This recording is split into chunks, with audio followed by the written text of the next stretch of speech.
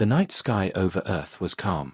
Stars shined above the cities and oceans, hiding secrets that no one could see.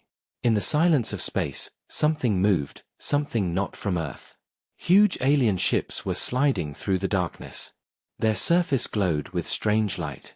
Their engines made no sound that humans could hear, but their presence was heavy, like a storm waiting to fall. For months, the aliens had been watching Earth. They believed humans were weak. They saw the wars, the hunger, the endless fighting between nations. To them, Earth looked like a broken planet. A perfect target. Their leaders wanted resources, metals, water, and energy that Earth held. They thought it would be easy. One strike and humans would fall. One war and Earth would belong to them. But they were wrong. In a quiet military base on Earth, deep under the ground, radar operators were the first to notice. At first, they thought the signals were mistakes, shadows in the system. Then the screens lit up again. Dozens of unknown objects, all moving in formation, all entering Earth's orbit. The officer on duty froze for a second. His hands trembled as he picked up the phone. A warning was sent. Governments were alerted. The world leaders received the same message: unidentified ships above Earth. Possible invasion. Panic spread quickly. In the streets, people were still unaware, living their normal lives. Children were sleeping, lovers walking, families watching television. But above them, in the cold night sky, alien warships opened their weapons. The first strike came fast. A beam of blue fire shot down over the ocean. The water exploded in steam and waves shook the coasts. Another blast hit an empty desert, leaving a crater wider than a city. The aliens wanted to show their power. They wanted fear. But they also wanted humans alive, to use them as workers and slaves. The leaders of Earth had no choice. Armies were called. Planes, tanks, submarines, and satellites were prepared. Yet everyone feared this war would be hopeless. How could humans fight machines that crossed galaxies? How could bullets stop ships the size of mountains? Still, one thought united them.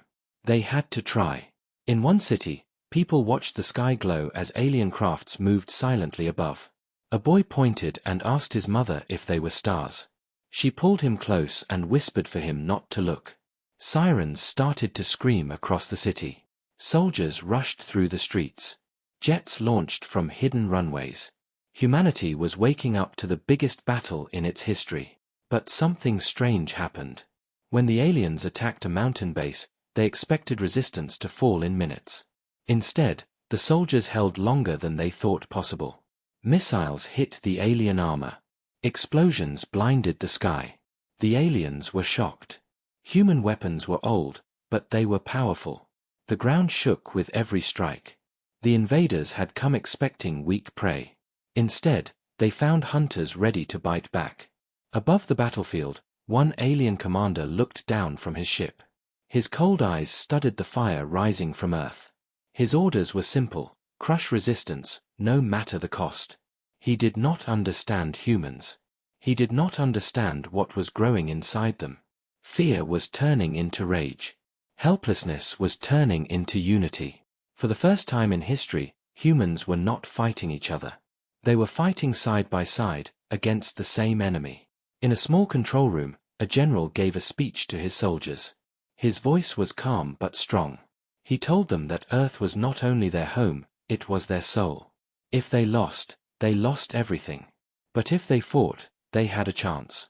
He ended with words that burned into every heart: they came to take our world. We will show them it was a mistake. The battle had only begun. Smoke covered the skies. Cities shook. Families hid in basements, praying for light. Jets screamed through the air, chasing alien drones. Across the oceans, submarines aimed torpedoes at massive alien ships. Satellites burned in the upper atmosphere as energy beams cut them down. Yet humans kept fighting. Every second they survived was another second stolen from the invaders. The aliens were confused. Their first strikes should have broken Earth. Instead, Earth stood. They started to realize that maybe they had underestimated their enemy. They had believed humans were divided, selfish, and fragile. But what they saw in battle was something else. Humans refused to surrender. Humans refused to kneel. On the ground, in the fire of war, a soldier looked up at the sky. His uniform was torn, his hands covered in dust. He whispered to himself, not as a prayer, but as a promise. This is our planet. They will regret ever coming here. And in the shadows of space, far beyond the human eye, more alien ships were approaching. The true war was only beginning. The first night of the invasion was only the beginning. By the second day, the whole planet knew the truth. News spread fast, faster than fear itself. Every screen, every radio, every phone showed the same images: burning skies, alien ships floating above cities, and brave humans fighting back. The invaders thought panic would break humanity. They thought chaos would destroy order. But something else happened. Nations that once argued with each other now shared weapons and information. Borders that divided people became meaningless. Enemies became allies. The aliens had come to conquer, but they had unknowingly united the human race. In Washington, Moscow, Beijing, and other capitals, leaders stayed awake without rest. Generals mapped defense lines. Scientists worked in secret labs, trying to find weaknesses in alien technology. The world no longer cared about old politics. They cared only about survival. High above the Atlantic Ocean, 3 alien carriers moved like shadows. Each one was larger than a mountain, carrying thousands of machines and soldiers. Their weapons could shatter continents. The commanders inside were certain the ocean would soon belong to them. But when their scanners showed human submarines approaching, they laughed. They did not expect real resistance underwater. Then the torpedoes struck. Explosions ripped through the waves. One alien carrier shook violently, fire spilling from its side. Human submarines moved fast, faster than the invaders expected. Torpedoes cut through the ocean like lightning. Alien defenses tried to respond, but they were not ready for a war beneath the sea. For the first time, the invaders felt something they had not felt before: surprise. In the deserts of the Middle East, tanks rolled under the burning sun. Dust covered the sky as human soldiers charged forward. Alien walkers, tall machines with glowing weapons, moved to crush them. The ground shook with every step. But the humans were clever. They hid in canyons, used the land to their advantage, and ambushed the machines. Rockets struck weak points. Explosions ripped through alien legs. One by one, the giant walkers collapsed. Soldiers cheered as the dust clouds carried the sound of victory. In the mountains of South America, villagers armed with nothing but hunting rifles and courage defended their homes. Alien drones flew above them, raining fire. Yet the villagers refused to run. They fired back, destroying one drone, then another. Each victory, no matter how small, showed the truth: humans would not surrender. But the aliens were not finished. They grew angry. Their pride was wounded. How could these primitive creatures resist the might of a galactic empire? One commander gave the order: no more warnings, no more mercy. Entire cities were to be erased. The next wave was brutal. Beams of energy destroyed whole districts. Millions were forced to flee. Highways filled with families running from fire in the sky. Smoke turned day into night. The world cried out in pain. And yet, within that pain, something stronger was born. In a hidden bunker, a group of scientists made a discovery. They had captured a piece of alien tech from a fallen drone. It was small, glowing with strange energy. When they studied it, they noticed cracks in its design. It was not perfect. Nothing was perfect. Every machine had a weakness. And if one drone had it, maybe all of them did. The scientists sent their findings to military leaders. Hope returned. Plans began to form. If they could learn the weaknesses, they could fight smarter, not just harder. Meanwhile, in orbit, alien commanders argued with each other. Some wanted to continue the war, crush Earth until nothing was left but ash. Others began to worry. They saw how humans fought, how humans adapted, how humans refused to bow. They wondered if perhaps this war was not as easy as they had believed. On the ground, a soldier stood among ruins. His city was gone, his family scattered, yet his eyes burned with fire. He spoke to his squad with a voice steady as steel. They think we are weak. They think we will break. But we will show them. We are not fighting for power. We are fighting for home. That is something they will never understand. Far above Earth, alien reinforcements approached. More ships, more soldiers, more weapons. The war was far from over. The worst was yet to come. But deep inside, humanity had already changed. They were no longer just survivors. They were warriors of Earth. And the invaders would soon learn the cost of their mistake. The third day of the invasion began with smoke covering half the planet. Cities still burned. Ships floated like dark clouds in the sky. The aliens thought Earth would finally break. But Earth did not. Humans had found something new, something dangerous for the invaders. In a hidden lab under the mountains, the scientists worked without rest. The captured alien drone lay in pieces on the table. Its metal was strange, smooth like glass but harder than steel. Its core glowed with blue light. The scientists noticed that when they fired certain radio signals, the glow weakened for a moment. It was a small weakness, but enough to give them hope. If human weapons could be tuned to the right frequency, maybe the alien shields would fail. The message was sent to every military command on Earth. Engineers rushed to modify rockets, missiles, and even simple radios to test the signal. For the first time, humans had something that could turn the war. Far above, the alien commanders watched these strange tactics with growing unease. They had expected fear, not innovation. They had expected surrender, not adaptation. The humans were learning too fast. One commander warned his council that this war could become dangerous. But the council laughed. They believed humans were still insects fighting giants. On the battlefield, the first test came. In Eastern Europe, a squad of soldiers aimed a rocket fitted with the new signal device at an alien walker. When the rocket hit, the walker's shield flickered. For one brief second, the glowing armor went dark. Another missile followed. This time, the walker exploded in fire. The soldiers stared in shock, then cheered. It worked. Word spread like wildfire. Across deserts, forests, and cities, humans began to strike harder. Modified weapons disabled alien shields. Tanks destroyed walkers. Jets pierced through once invincible armor. Submarines used the signal underwater to disable enemy drones. Humanity was no longer just surviving. Humanity was striking back. The aliens grew furious. They unleashed more fire, destroying villages, drowning coasts, and burning forests. But each attack only fueled human rage. Civilians picked up weapons. Farmers turned tractors into armored trucks. Hackers attacked alien communications. Every human, from soldier to child, became part of the resistance. In one ruined city, a group of survivors set a trap. They hid in collapsed buildings, waiting as alien patrols walked through the streets. When the invaders came close, the humans used the new signal devices, cutting off their drones. Then they attacked with everything they had: bullets, fire, and courage. The patrol was wiped out. The humans laughed through their tears. They had turned their fear into fire. The alien commanders began to argue more. Some shouted for total destruction, to burn Earth until nothing lived.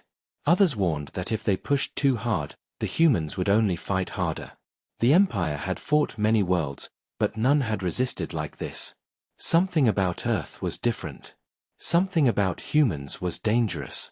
In secret, a few alien officers began to fear what they had awakened. They remembered old warnings told in their own history: never underestimate a species fighting for its home. But the High Council ignored them. They ordered even more ships to Earth. They would crush this planet no matter the cost. Meanwhile, deep under a bunker, a young scientist stared at the glowing alien core. She whispered to her team that maybe this was more than a weapon. Maybe it was also a key. A key to their technology. If they could unlock it, humans might not only resist but also rise higher than ever before. The others agreed. They began work on a bold plan, something that could change the entire war. On the surface, soldiers prepared for the next wave. They looked at the sky, at the endless ships above. Fear still lived in their hearts, but it no longer ruled them. They had found the courage to fight, the will to adapt, and the strength to endure. As night fell, the sky lit up once more with fire. Alien reinforcements had arrived. The largest ship yet entered Earth's orbit, a vessel so massive it cast a shadow across an entire country. Inside, a commander stared at the planet below. His voice was calm but filled with pride. This world will kneel, or it will burn. But on the ground, in the ashes of cities, humans whispered something else, a promise stronger than fear. This world is ours. And they will regret ever coming here. The next battle was about to begin. The giant alien ship moved above Earth like a black sun. Its shadow stretched across land and ocean. People looked up in fear as the sky turned darker than night. The aliens called it the Harbinger. It was their pride, a weapon so powerful that no world had ever survived its arrival. They believed Earth would finally bow. But Earth was ready. In every corner of the planet, resistance groups were forming. Soldiers, farmers, teachers, even children carried supplies for the fighters. Radios crackled with secret messages. Satellites hacked by human engineers sent false signals to confuse the enemy. Humanity was no longer hiding. Humanity was standing together. In Africa, tribes united with soldiers to guard the plains. In Asia, villagers carried food and water to underground bunkers. In Europe, engineers turned trains into mobile war machines. In the Americas, jets roared into the sky, ready for another battle. For the first time in history, Earth moved as one. The Harbinger opened its weapons. Beams of fire spread across the clouds. Mountains shook. Cities fell to ash. Oceans boiled under the heat. Millions screamed in terror. The aliens believed this display of power would break human spirit. Instead, it only fueled human rage. On the ground, commanders shouted orders through radios. Do not run. Fight. Remember the signal. Remember their weakness. And humans fought. Jets flew in swarms, attacking the Harbinger like angry bees. Missiles struck its shields again and again. Submarines launched torpedoes from the deep. Tanks on land fired into the sky. Most weapons broke against the alien armor, but some pierced through when timed with the new signal. Small cracks appeared. Sparks scattered from the ship's massive body. The aliens inside grew restless. Their scanners showed resistance everywhere. One commander snarled, "Why do they not surrender? Why do they not kneel?" Another answered coldly, "Because they are human." Meanwhile, in the mountain bunker, the scientists continued their work. The young scientist who had found the weakness believed the alien core was more than a weapon.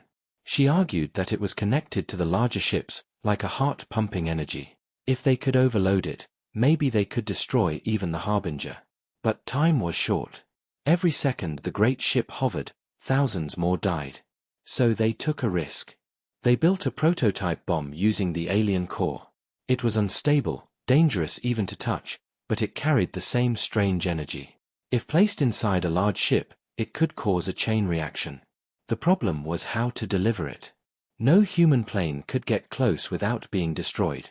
No missile could survive the shields long enough. They needed something unexpected. At the same time, resistance fighters in Europe discovered something shocking. A captured alien officer revealed, under pressure, that even the invaders feared Earth's spirit. He whispered that his leaders had already lost more soldiers here than in any other conquest.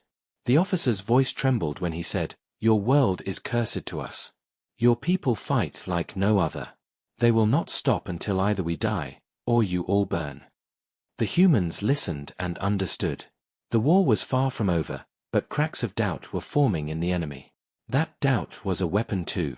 The next night, the Harbinger prepared to release its final weapon.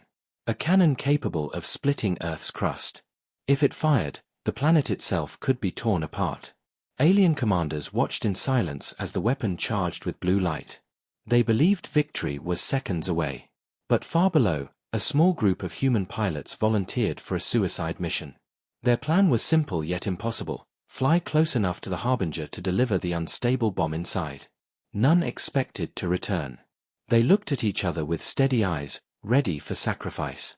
One of them whispered, "If this works, they will regret ever coming here." Engines roared. The planes took off into the night sky. Alarms screamed as alien drones spotted them. Beams of fire cut through the darkness. Explosions lit the clouds. Yet the pilots kept flying, weaving between blasts, pushing forward inch by inch. Behind them, the world held its breath. As the Harbinger's cannon reached full power, the human planes closed in. The young scientist's voice echoed through the radio, guiding them toward the weak point. Her hands shook, but her words were strong. You must hit the core. It is the only way. Above Earth, the sky became a battlefield of fire and smoke. The fate of the planet hung in the balance. The sky burned with fire as human planes raced toward the Harbinger. The giant ship's cannon glowed brighter, its blue energy ready to tear the Earth apart. Every second mattered. Every heartbeat was closer to the end. The alien commanders watched from their control rooms. Their faces were calm, almost amused. They believed no human craft could break their defenses. They believed this last attempt was nothing more than desperation. But they were wrong. The pilots flew with courage stronger than fear. Enemy drones swarmed around them, shooting beams of fire. One by one, human planes were hit. Explosions lit the clouds. Yet the survivors pushed forward, weaving through death, refusing to stop. In the lead plane, Captain Reyes gripped the controls. Smoke filled his cockpit, but his eyes burned with determination. Behind him, the unstable alien bomb glowed with deadly light. His voice cut through the radio, steady as steel. If I fall, someone else must carry it through. This planet cannot die. On the ground, millions watched the battle from rooftops, fields, and bunkers. Children pressed their faces against windows, whispering prayers. Soldiers stood still, staring at the skies, knowing their world's fate was being decided above them. The Harbinger's shields flared as missiles struck. For a moment, the armor flickered. The young scientist shouted through the radio, "Now! Aim for the crack! Push forward!" Captain Reyes and his squad dove toward the weak point. Drones chased them, but the humans fought like wolves. One pilot rammed his burning jet into a drone, clearing the path. Another released flares to confuse the alien weapons, sacrificing himself as beams tore his plane apart. Every death carved a hole in the enemy's defenses. Finally, Reyes broke through. His jet soared dangerously close to the Harbinger's surface. Sparks rained down as the alien cannons locked onto him. His breathing slowed. His voice whispered into the radio, "For Earth." He released the bomb. The unstable alien core shot into the weak point, glowing brighter and brighter. The Harbinger's shield screamed with blue light, trying to contain the energy. But it was too late. A roar shook the sky. A blinding explosion tore through the alien ship. Fire ripped across its body, splitting the metal apart. Towers collapsed. Engines burst like dying stars. The Harbinger screamed as its cannon died in silence. The shadow that covered Earth began to break. From the ground, people cried out in shock and hope. They saw the impossible, an invincible ship falling. Some cheered. Some wept. Some simply fell to their knees, unable to believe what they had witnessed. But victory came with pain. Most of the brave pilots never returned. Their sacrifice became a legend written in fire across the heavens. Inside the alien fleet, chaos erupted. Commanders shouted in anger. Their pride, their strongest weapon, was destroyed by a species they had called weak. Doubt spread through their ranks. For the first time, fear touched the invaders. Yet the war was not over. As the Harbinger burned, sensors detected something far worse. More alien fleets were on the way. Entire armadas, stretching across the stars, were heading toward Earth. The destruction of the Harbinger had sent a message, and the Empire had heard it. In the bunker, the young scientist stared at the screen. Her hands trembled, but her voice was clear. "We destroyed one ship, but they will not stop. This was only the beginning."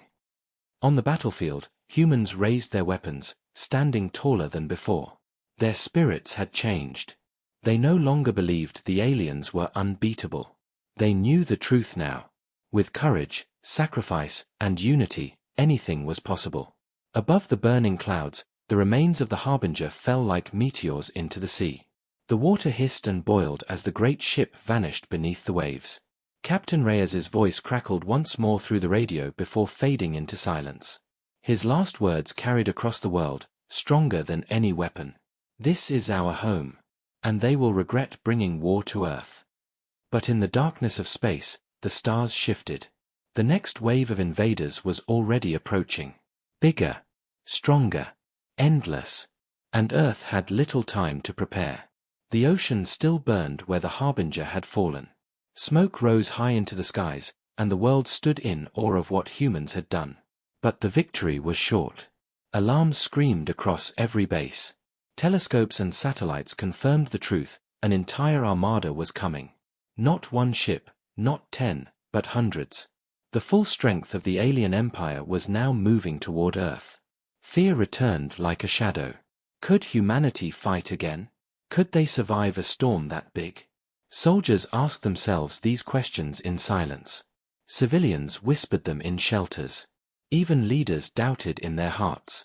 But then came the answer. The voice of Captain Reyes, recorded before his final mission, was broadcast across the world.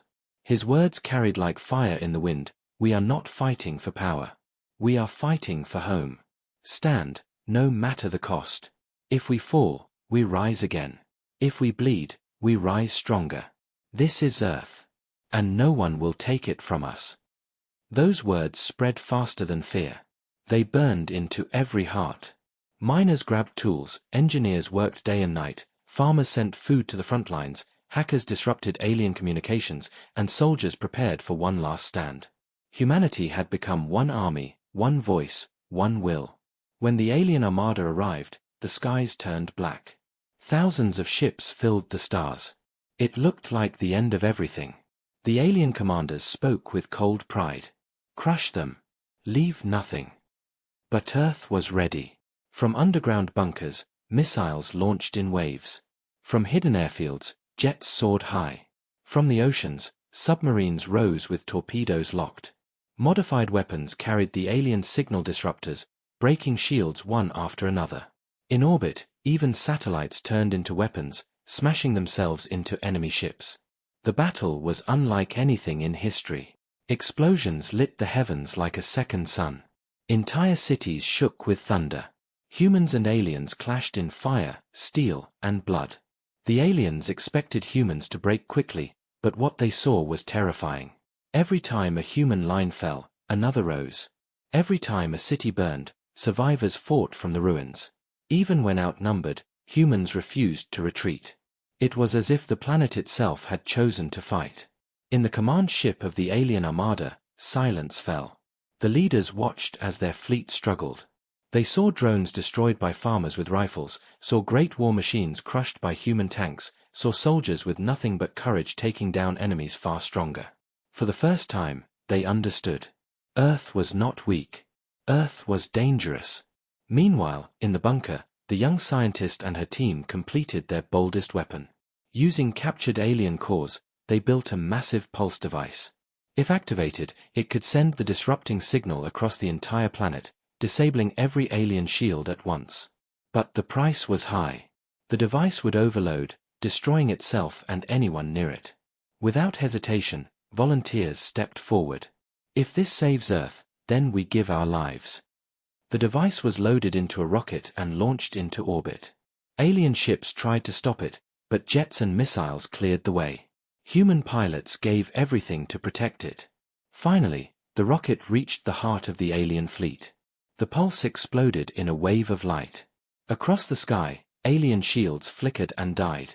Their armor was bare. Their ships were exposed. Humanity struck with everything they had. Missiles tore through carriers. Jets pierced through battleships. Submarines dragged destroyers into the deep. One by one, the armada collapsed. On Earth, people screamed with joy and tears. The impossible had happened again. The Empire's might was broken. The surviving alien commanders sent a final message, their voices shaking. "We will retreat. This planet is cursed. Its people are unstoppable." And then, silence. The sky cleared. The stars returned. Earth was free. Around the world, people hugged, cried, and cheered. Graves were dug for the fallen, songs were sung for the brave. Humanity had paid a heavy price, but they had done what no other world had done. They had stood against an empire and forced it to retreat.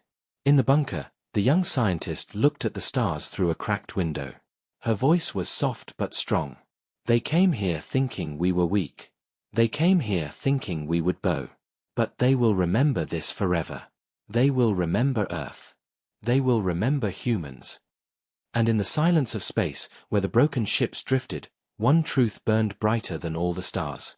The invaders had regretted bringing war to Earth.